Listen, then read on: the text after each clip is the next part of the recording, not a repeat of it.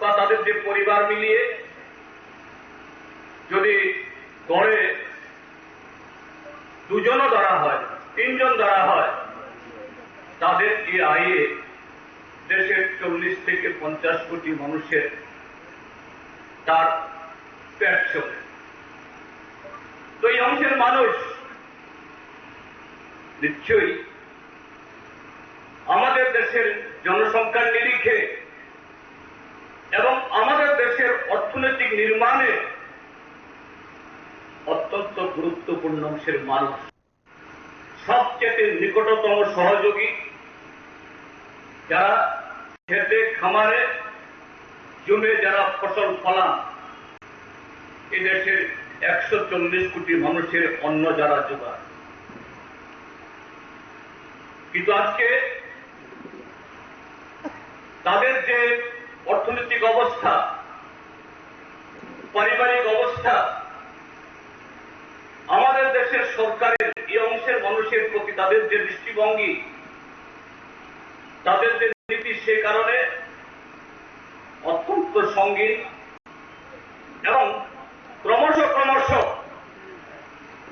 এই অবস্থা আরো দুর্বিষহ থেকে দুর্বিষহতর বিরুদ্ধে দেশের বর্তমান সরকার আজকে গুরুতর তাদের জীবন জীবিকা নিয়ে আজকে চলছে। সে কারণে দেশের অর্থনীতি তারা যে প্রচারটা করছেন তার বিপরীতে গিয়ে আমাদের দেশের মানুষের তাদের জীবন জীবিকা আজকে প্রায় অতিষ্ঠ হয়ে উঠছে। সবচেয়ে দুর্বলতর প্রান্তিক এবং তাদের আয় খুব কম, কোন রকমে যারা অন্যের ক্ষেতে বা নিজের ছোট্ট জমিতে এবং ক্ষেতের বাইরেও নানা কাজে অংশগ্রহণ করার মধ্য দিয়ে যারা সংসার চালান, সে অংশের মানুষ তারা সর্বভারতীয় ক্ষেত্রে কৃষি শ্রমিক ইউনিয়ন হিসাবে এবং আমাদের রাজ্যে তারা ক্ষেত মজদুর ইউনিয়ন হিসাবে তারা সংগঠিত হয়েছেন। তাদেরই বিভিন্ন স্তরের সম্মেলনের মধ্য দিয়ে সর্বভারতীয় কমিটি তারা তৈরি করেন, আন্দোলন সংগঠিত করেন। আজকে এই পর্যায়ে কমলপুর মহকুমার 10টি অঞ্চলে সম্মেলন করার পর তার আগে বিভিন্ন প্রাথমিক কমিটিতে এই মহকুমার সম্মেলনে মিলিত। কালো টাকা প্রলোভনের উপর ভর করে এই ত্রিপুরাজ্যে বিজেপির আইপিএফটি সরকার, এখন সাথে ত্রিপুরাবতার সরকার, আজকে কি চেহারা? এই যে গেল চৈত্র মাস গত বছরে আমাদের রাজ্যের মধ্যে বামপন্থী সরকার থাকার সময়তে এই চৈত্র নতুন বছর বৈশাখ মাসে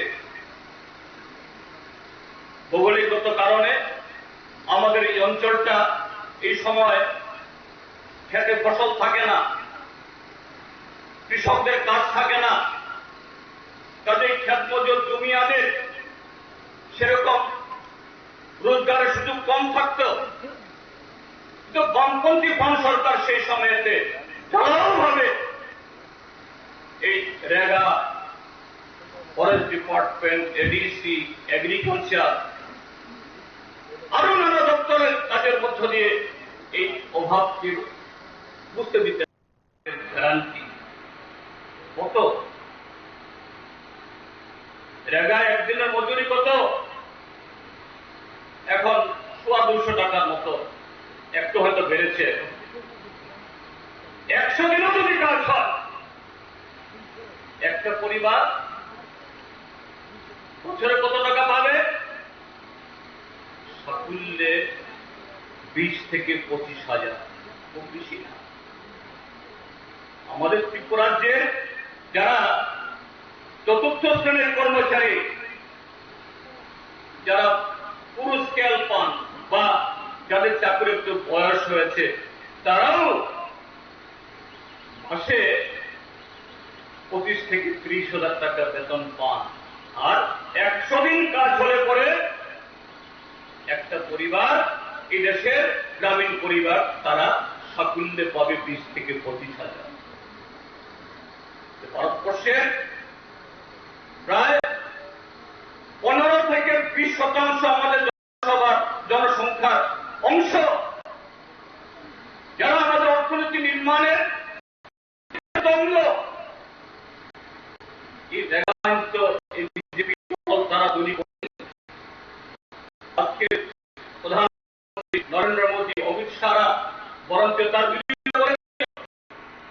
তারপরে বামপন্থীদের চাপে এ আইন তৈরি হয়েছে। এ আইন হওয়ার সুবাদে আমাদের দেশে খেত মজুররা, দিন মজুররা, জুনিয়াররা, তাদের মধ্যে একটা উপলব্ধি এসছে। অন্তত স্বাধীনতার 70 বছর বাদে হলেও রাষ্ট্রের একটা উপলব্ধি হয়েছে, আমরাও কিছু পেতে পারি, অতিরিক্ত কিছুই না। কিন্তু এই সরকার সেটাও মানতে রাজি না। তারা খারিজ করেনি, কিন্তু এখন রেগার কাজ করতে গেলে কত ধরনের আইন কানুন, দুবার করে ফটো তুলতে হবে, জিও ট্যাগিং করতে হবে, আউটপুট মাপতে হবে। তারপর আবার ত্রিপুরাজ্যের মধ্যে এখানে মন্ডলের ট্যাক্স, পৃষ্ঠা প্রমুখের ট্যাক্স, নেতাবাবুদের ট্যাক্স, তাদের খাইনা যদি আপনি না বাঁচাতে পারেন, আপনি এই সামান্যতম যেটা আইন মোতাবেক আপনি 100 দিনের কাজ পাবেন, সেই পাবেন। তার সাথে শুধু রেখা না, কৃষি দপ্তর, মৎস্য দপ্তর, বন দপ্তর, আরো অন্যান্য দপ্তর মিলে বছরে আমাদের রাজ্যের গ্রামীণ যারা মানুষ, খেত মজুর, দিন মজুর, জুমিয়া যারা করে 100 থেকে 150, এবং একেবারে যারা বিপিএল সীমার নিচে 200 দিনের মতো তারা কাজ পেতেন। যে কারণে এই ত্রিপুরাজ্যের মধ্যে একদা যেখানে সন্তান বিক্রি হতো, একদা যেখানে মানুষ নানাভাবে অনাহারে অর্ধাহারে কাটাতেন, গ্রামের মানুষ শহরে গিয়ে ভিড় করতেন, এক জায়গা থেকে আরেক জায়গায় যাযাবরের মতো চলে যেতেন। আমাদের রাজ্য থেকে এই লংথরায় পাহাড়, 18 মোড়া, কাঞ্চনপুরের শাখান, এসব জায়গা থেকে বহু ট্রাইবাল অংশের মানুষ এই কাজ খাদ্যের যোগান না থাকার কারণে, অনাহারে, অর্ধাহারে এবং সরকারের উদাসীনতার কারণে যারা ওই আসামের হাইলাকান্দি, পাথারকান্দি, মিজোরামের বিভিন্ন জেলাতে গিয়ে বসবাস করতে বাধ্য হচ্ছিলেন, জুম করতে, বা সেখানেও যে তারা খুব বেশি সুখে ছিলেন তা নয়। এগুলি বামপন্থী ফ্রন্ট সরকার থাকার সময়তে এগুলি একটু প্রশমিত হয়েছিল।